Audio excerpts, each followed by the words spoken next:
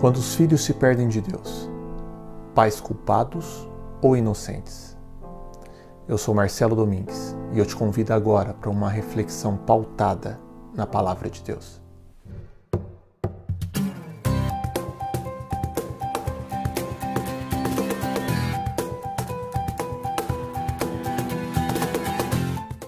Provérbios capítulo 22, versículo 6. Instrua a criança segundo os objetivos que você tem para ela, e mesmo com o passar dos anos, não se desviará deles. Mas quais são os objetivos que você tem para os seus filhos? Essa é a grande questão do vídeo de hoje, e eu espero mexer com a comodidade do seu coração para essa questão ao analisarmos juntos a Palavra de Deus. Você só perde o seu filho em um shopping lotado, numa liquidação de fim de ano, porque você o levou para lá. Você só perderá o seu filho num evento com mais de 100 mil pessoas no recinto, se ele te acompanhar nesse passeio. Agora, se tratando da vida espiritual dos nossos filhos, nada muda. A forma de se perderem espiritualmente é a mesma de quando eles se perdem no parque de diversão. Eles chegarão ao parque, porque nós os conduzimos até lá. Vocês estão me entendendo? Eu vou ser mais direto na colocação a partir de agora. Geralmente o filho é apresentado à bebida pelos pais. O filho cresce vendo os pais beberem. Alguns pais bebem como alcoólatras assumidos, outros bebem como socialmente iludidos, dando forma ao famoso bordão: bebo apenas socialmente. Nada mais do que uma perversão enrustida, um desejo oculto de se perder ensinado gole a gole a intenção de um filho que, com orgulho, deseja ser igual ao pai. O pai que molha o dedo na cerveja e coloca na boca da criança se iguala àquele pai que incentivou o filho a atiçar o leão e o tigre no zoológico de Cascavel, no Paraná, em 30 de julho de 2014. Tal atitude foi primordial para o filho ter o braço arrancado pelo tigre. Lembram da cena? Tinha uma jaula e uma grade de proteção que era o limite de segurança para aquela criança. Querem um conselho? Não exponha o templo do Espírito Santo de uma criança aos limites da ação de Satanás, simbolizada pela grade em questão. Porque poderá chegar o momento em que você não verá o exato instante em que seu filho se soltará da sua mão no meio da multidão. A dor te parecerá eterna, mas você poderá chorar apenas socialmente se quiser. Entendeu? Garanto que os seus parceiros de copos, das conversas sem compromisso, aqueles do beber socialmente, não vão querer saber do seu problema familiar, pois já terão cumprido o papel de emissários do mal na sua vida. Porque assim como Deus usa o mecanismo humano para servir de anjo na prática do bem, Satanás também sabe usar as amizades ligadas ao prazer errado que nos atrai para concluir o seu plano da perdição. O portal de notícias Zig intitulou uma matéria em 23/12/2010, O DNA do alcoolismo dos jovens, onde afirmou que não são as chamadas más companhias, os mais velhos da escola ou os primos de segundo grau. A principal ponte entre o álcool e os adolescentes são os pais. Mais do que genes ruins, ligados ao alcoolismo, o exemplo é a herança familiar mais importante para culminar em um consumo problemático de bebidas alcoólicas pelas crianças. As pesquisas nacionais e internacionais já confirmaram o peso da influência da família neste processo. 3 em cada 10 adolescentes que admitiram consumir algum produto etílico apontaram a própria casa como local da experimentação, atestou a pesquisa da Universidade Federal de São Paulo, que traçou o perfil de consumo de bebidas alcoólicas por adolescentes no Brasil. Os educadores têm um bordão que cai como uma luva para a questão do álcool e outras drogas. Abre aspas. Antes do seu filho escutar seus conselhos, ele enxerga o que você faz. Fecha aspas. Trazendo essa pesquisa para o campo espiritual, é horrível imaginar, mas Satanás usa um pai como discípulo seu?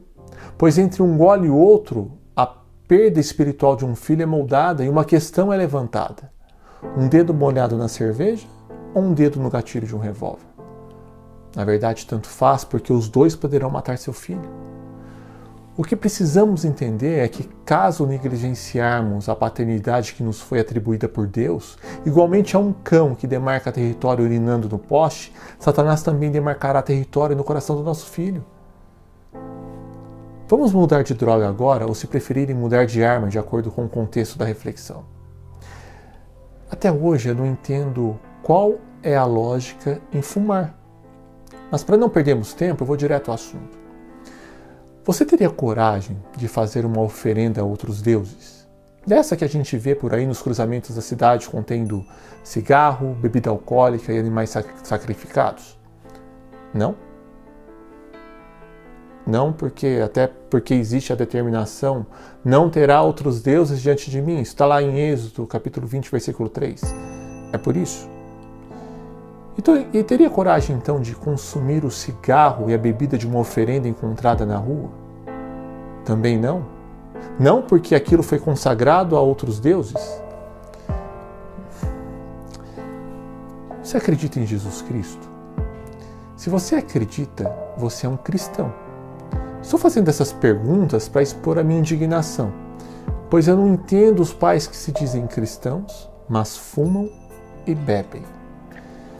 Se somos o templo do Espírito Santo, ao trazermos algo que não seja de Deus para o nosso corpo, estamos dedicando a nossa casa espiritual para Satanás. Estamos cultuando um outro Deus da mesma forma que nos despachos das esquinas. O nosso corpo se transforma no prato usado nas oferendas e o nosso coração se desfaz com as cinzas do cigarro ofertado. Logo pela manhã, ao acender um cigarro e tragá-lo, a pessoa está se oferecendo em sacrifício ao diabo na primeira hora do dia. Assim também é com relação à bebida. Porém, os dias passam, os filhos crescem e o templo de quem tem vício padece. É notório que os filhos de pais que fumam, incentivados pela atitude paterna ou materna, poderão fumar um dia. Que autoridade esses pais terão para aconselhar um filho a não fumar no futuro? Lamentavelmente, depois de um tempo, encoberto pelo cheiro da nicotina, o cigarro esconderá o odor da maconha e depois do crack das vestes do filho. O cigarro será apenas uma porta aberta pelos pais para outras drogas mais pesadas entrarem. Nessa altura, o adeus do filho já está próximo. O seu templo do Espírito Santo já virou balada para demônios, uma rave para os anjos maus dançarem, os quais celebram a espiritualidade fraca dos filhos, os alunos dos pais, os professores da morte. E o que me dá pena é que esses filhos só queriam ser iguais a seus pais. Seu filho já está frequentando bares com você? Já está indo na jogatina ali com o pai, onde o orgulho paterno se inflama ao ver as jogadas e trapaças do filho aprendidas com o mestre? Quem você acha que foi o mestre que ensinou esse pai? Garanto que não foi Deus, porque o amor de Deus seria incapaz de destruir a sua criação. Está na hora de um basta nessa herança satânica que vem de pai para filho. Saiba que a cada ida nesses locais, uma nova flor é colocada para realçar a coroa de flores do funeral espiritual do filho que amamos. Agindo assim, somos cúmplices de um crime planejado desde Adão e Eva lá no Jardim do Éden. Isso mesmo, somos cúmplices e apoiadores de Satanás. Mas qual é a solução para o fracasso? Como deixar de ser pais omissos? Já ouviu falar em tolerância zero no meio policial? No início dos anos 90, o ex-prefeito de Nova York, Rudolph Giuliani, ganhou fama mundial após implantar um sistema penal que dava eco ao famoso provérbio: quem rouba um ovo, rouba um boi. A mensagem era clara: os pequenos delitos tinham que ser combatidos de forma rigorosa para evitar a formação de futuros marginais profissionais. A tolerância zero foi um sucesso. Os índices de criminalidade despencaram. Trazendo a tolerância zero para a espiritualidade, tudo que for um fator facilitador para Satanás entrar em nosso coração terá que ser combatido de forma rigorosa. Em outras palavras, seria zero de bebida, zero de cigarro e, por consequência, zero de Satanás. Simplesmente deixar de dar brechas para o inimigo, evitando assim o ciclo vicioso do pecado, onde um pecado pequeno leva a outro pecado maior. Mas como conseguir praticar a tolerância zero em nossa espiritualidade? O primeiro passo é joelho no chão e clamar a Deus por discernimento, pois o discernimento faz parte do kit da sabedoria, nunca se é conseguido separadamente. Não devemos esquecer que inteligência não é sabedoria, até porque um analfabeto pode ser sábio, enquanto um colecionador de diplomas universitários pode ser um tolo espiritual. A sabedoria vem do Espírito. Diante do discernimento em nosso coração, podemos saber distinguir o bem do mal. Conseguiremos saber quem assina tal obra que nos é apresentada. Iremos ver Deus ou Satanás como autores do que nos oferecem. Quer um exemplo? Que música o seu filho está escutando com você? Chegamos na música. Que tipo de sensação essa música te proporciona? Há malícia na dança ou na letra? Numa balada, o ritmo da música poderá impulsionar não somente o seu corpo, mas a sua mente para a causa da perdição. Tudo ali é propício, até as paredes são pintadas de preto. O escuro com o efeito das luzes te hipnotiza, dançar apenas não faz sentido. A bebida então entra em cena para estimular o que você não tem coragem de fazer estando são. Se você não pratica algo quando está lúcido e precisa de um incentivo para ter coragem para executar, talvez esse estímulo não venha de Deus. É simples de entender, mas somente aguçando o discernimento conseguiremos reconhecer quem está por trás de um determinado prazer que praticamos. Assim é para a bebida, o cigarro, a música e tudo que for destrutivo para o coração dos nossos filhos. E quanto mais nos aproximarmos de Deus, mais veremos a ação do mal ao nosso redor. Que música o seu filho está ouvindo com você? O que está tocando na sua casa, no seu carro, nos ambientes em que frequenta? Qual sentimento está preenchendo o seu coração ao escutar o ritmo que te embala a vida? Quem está assinando a sua composição, a música que representa a sua vida ou sua morte espiritual? Sabe aquele pecado secreto que você pensa que só você sabe que ele existe? Então, independentemente do que seja essa transgressão da lei, se é pecado é errado. E se é errado, não é comandado por Deus, mas sim pelo inimigo número 1 das famílias, Satanás. Tendo esse raciocínio no coração, fica mais fácil o entendimento, porque de repente esse pecado ficou tão rotineiro em sua vida que você pode até ter se esquecido que isso não se deve fazer. Quais seres espirituais você acha que te cercam quando pratica o que corrompe o coração? Cuidado, porque você poderá estar corrompendo também o coração do seu filho. Quando você pratica o seu pecado de estimação e volta para casa em seguida, aqueles anjos maus poderão te acompanhar.